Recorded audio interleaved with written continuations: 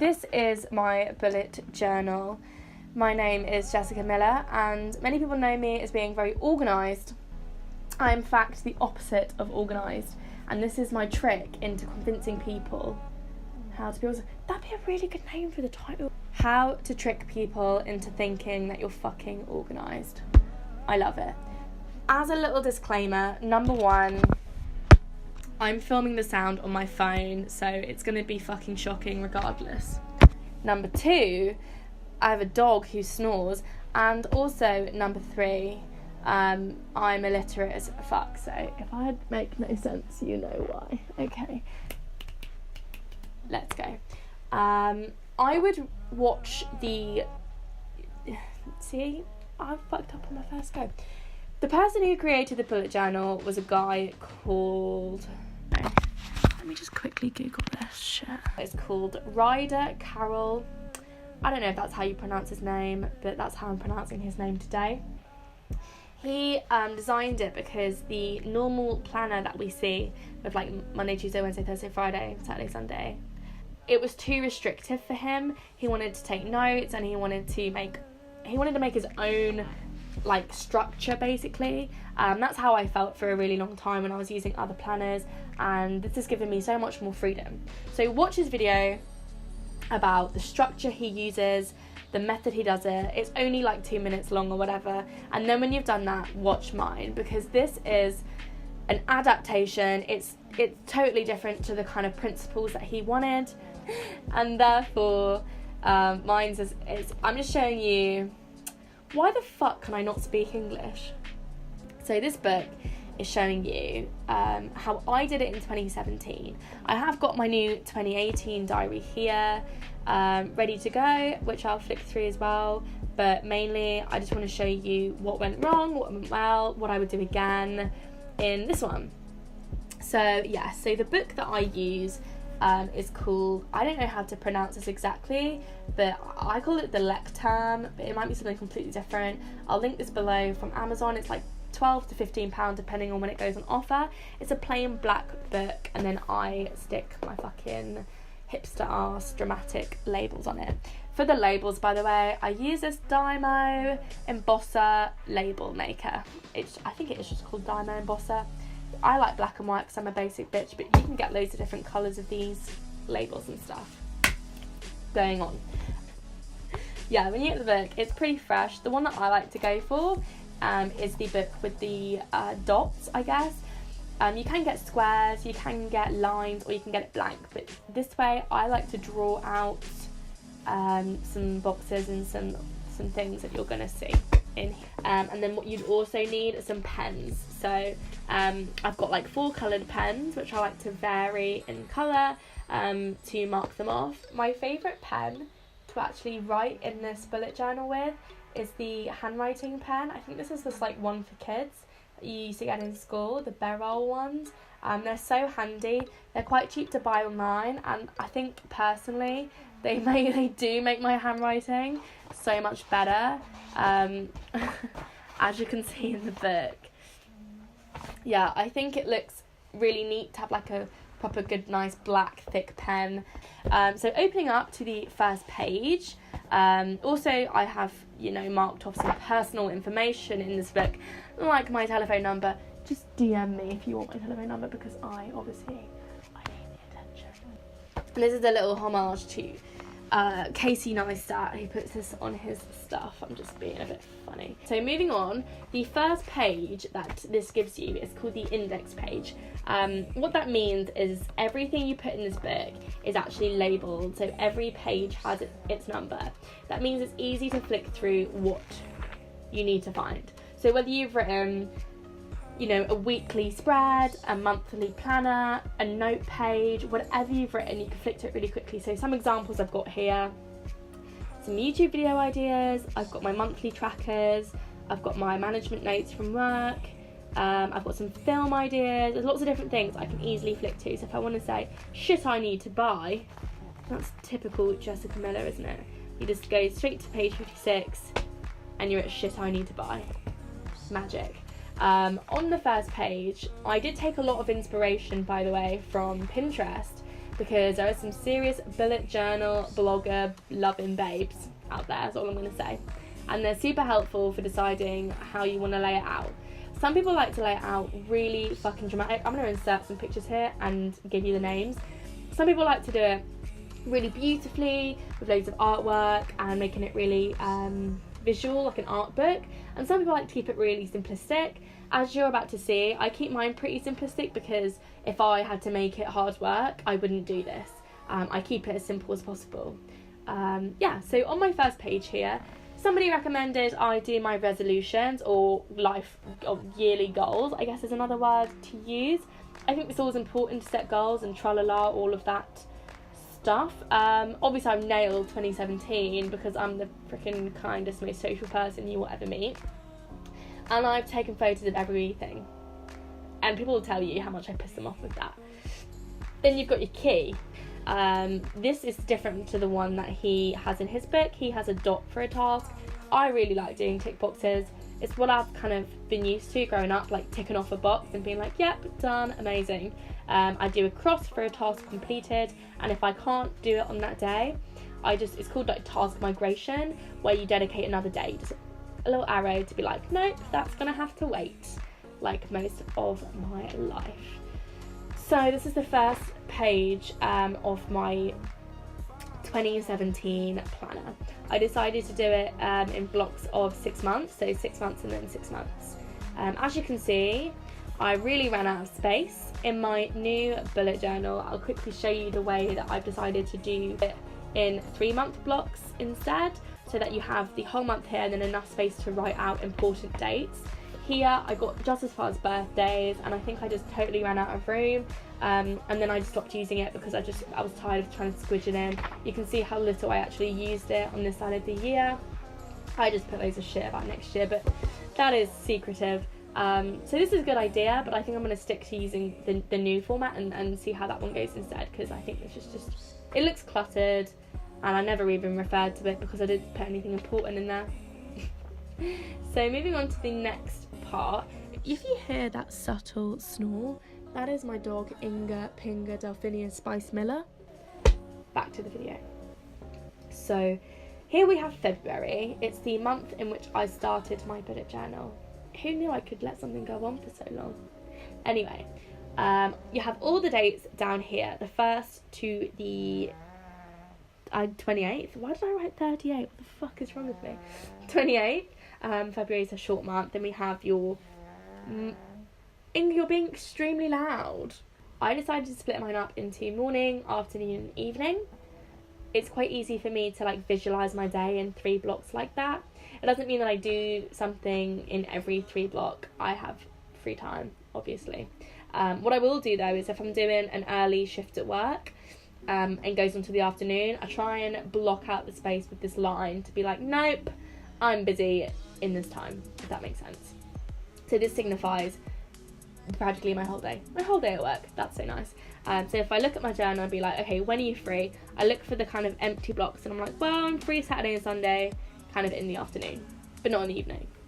I would normally leave that free. Do you know what I mean? Anyway, moving on, I've got my monthly goals here, and you can see how much I use this beautiful section of my book. I overlooked it totally, like I don't really have monthly goals. I think it's too much. Inga, you're really starting to piss me off. I'm trying to be famous and you're getting in the fucking way. Carrying on. So yeah, as you can see, I think that monthly goals are a bit too what's the word I'm looking for? I don't know. It's too difficult to have like an entire monthly to-do list. Can you think of the amount of things you need to do in a whole month? More than this page allows. You'll see what I decided to do instead. I decided to do like a weekly to-do list instead, because it's much more manageable to just know like this is what I need to do in a week. Then I use this next month, only because at the time when I drew this, obviously the rest of the book was empty. There's nothing else. You have to draw out this entire thing. It's a blank page. So it means I haven't drawn March. So when someone says what you do in March, I can't flick through it and check March. You'd have to go back and check what you were doing in this kind of thing and see, okay, well in March actually these are the days I'm kind of free. You don't have that entire monthly spread, so I would just write here like, okay, when I draw March out, this is what needs to go like straight in it. After your monthly spread, I have my weekly spread. So I don't think this is exactly necessary because this page is just like a bigger version of this section, just like blown up.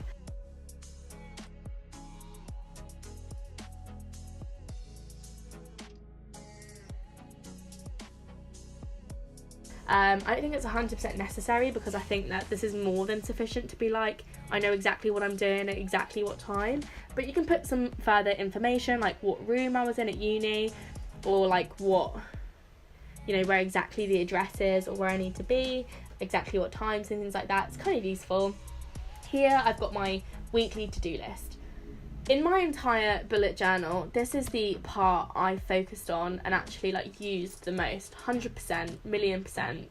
This is just a page I wanted to show you of what the weekly kind of spread tended to look like more in November. So as obviously since February it's changed a lot. I got rid of these boxes, made it way more simplistic, like I said, because you don't need it to be arty. Obviously I did fuck all in this month because I just fuck all in this week. I do think it looks better when it's more simple, but that's totally my opinion. I looked at my to-do list and every day I would refer back to this to see what can I do today. If I can't do it this week, I'll just pop this little arrow through it and put it onto my next week's instead. And then every time I do a new spread, I would look at this section and put whatever I haven't done and I carry it into next week. Sometimes I think I make no sense. Did that make sense? Let me know. So after my weekly spread, you have what you call your dailies. So this is day by day. So for example, I guess it started at Tuesday. I don't know when Monday went. Obviously I did this Monday night maybe. So yeah, Tuesday I'd go, okay, looking back, uni, write that in, and then I look at this to-do list. I think, what can I do? What can I fit into one day? So I pick the most important or the most efficient and I pop it in my to-dos. Start bullet journal. That's quite cute. So yeah, as you can see, I managed to do 2 things, but I didn't manage to do this one thing. So as soon as Tuesday night came, I wrote Wednesday and I would always add it to the next day. I guess I didn't with that one. Maybe I didn't, okay, this isn't a good fucking example, but you know what I mean. I'd write whatever I didn't do onto this page, and if I could add anything else from my weekly to do, I would add it to that one.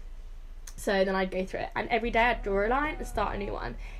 This like open space allows you to have as much space or as little space as you need. If you don't have a day, if you didn't do anything that day, if you didn't do your bullet journal that day, you just wouldn't write that day in. So you're not wasting any space. Whereas in a one where you have your mahogany hogs, when you have all the days in, you just waste space and you're trying to cram it all into a little bit. So that, you know, this is a much freer way of doing it. Next page here. This is where I've got my monthly tracker thing. Honestly, guys, I only did this for February. I did not bother with this any other month. It seemed like a complete waste of time. Trying to like track when I do these things, like take my pill, pack my bags, be in bed by 12, uni statuses of like all my hobbies. But as you can see, I did it for about 5 days and I was just like, I actually don't give a fuck. Because you can plan your life to a degree, but I think that planning it and trying to micromanage your life, for me, isn't healthy, and it's also not ideal. Like, it's not possible, is it? You can't manage your life like that. And then the next part of this journal is just about ideas. Right, this is a better example. You just take a page where it's free and you can write whatever notes you want. Here I decided to write a baking list, an ingredients list, and methods, whatever. This is my how to bake a lemon cake, guys. Quality recipe. Oh fucking hell, what's wrong with me? So this is the part of it where I think a lot of people struggle with separating their sort of like planner and then their free time. People like to use maybe a different book for that. That's fine, but for me it's great because it's like all in one place. You can pop this into your index page. I think I did page 15. You can go back and be like, page 15, oh yeah, look, baking. I mean, it's a bit covered, but baking lemon cake recipe. So then you look there and you've got it all. So that's basically the premise of the book. Next page, you go back to your next weekly. and it keeps going. So you'll have 4 weeklies, and then you'll have a monthly, if that makes sense. You have your weeklies, your days, your weeklies, your days. That's it, boom, you do March. Yeah, so this is a great example. This is a week where I just didn't do the bullet journal. It's fine not to do it. It's fine to be like, I need a break, or this isn't going to work for me this month, or I'm going travelling, or I'm going to work, I'm doing whatever. If you need to take time off, it doesn't matter, because the pages aren't here for you. You just continue when you continue on the next page, and you're not wasting any paper. I think that was another good thing for me. Yeah, hot mess. I think that's some examples of where I just take this to uni and leave my uni notebook if I forgot my notebook that day, and that's absolutely fine to do too. Where I just made it into a bit of more of a artistic book. I just tried to make it a bit more like a free space for me to flow and write down some poetry or some words, how I was feeling. So yeah, so in August I had a bad financial month. I asked my friend to give me some ideas on how to manage my money better, because I wasn't even keeping much track of it. She told me to start budgeting, and you can incorporate any of those ideas into your book. So I incorporated it into my monthly plan. So every time I wrote my monthly script, just a page before, I would budget that month that I was about to write. So this is my September budget. Obviously I've just covered over some important numbers. I would always write here how much money I got in from my job or from whatever I was doing. So this is always my incoming, and I'd write down every little thing I had to pay out for. So you can see some examples like my Spotify, my gym, my Netflix, how much money I had to put on my Oyster cards, how much money I wanted to put into my petrol tank, my rent, how much money I wanted to put in savings, how much money I spend on food a month, and pet food and insurance for the dogs, and then any money that I owed anybody that I knew of. I think I owed Michaela some money. Hey Michaela, if you're watching. And then I would equal what it came to altogether. Whatever it came to, I would then detract that from my monthly allowance, and I'd keep that in my bank, so I couldn't even touch it. I would keep it in like a separate account where all of my bills came out of, and then whatever I had left, I knew that was disposable income. Normally not a lot. Anyway, here I wrote some things I wanted to buy in that month. So this is just some disposable shit that I wanted to buy, like tea stuff and bottles. As you can see, I don't actually get to buy a lot of it, but it's just like quite nice lusting after things and just having them in mind, so that anything I don't buy I can pop onto next month or ask for my birthday or Christmas or something. I would just put my normal September. So that's a really, really, really like important part of my journal. It's what I use it for massively. Seeing it down just makes me really think about how much money I actually have to spend. So at the end of the book, you have this wallet. I like to keep in some stuff, sometimes just cinema tickets. I like a good cinema ticket. What did I say?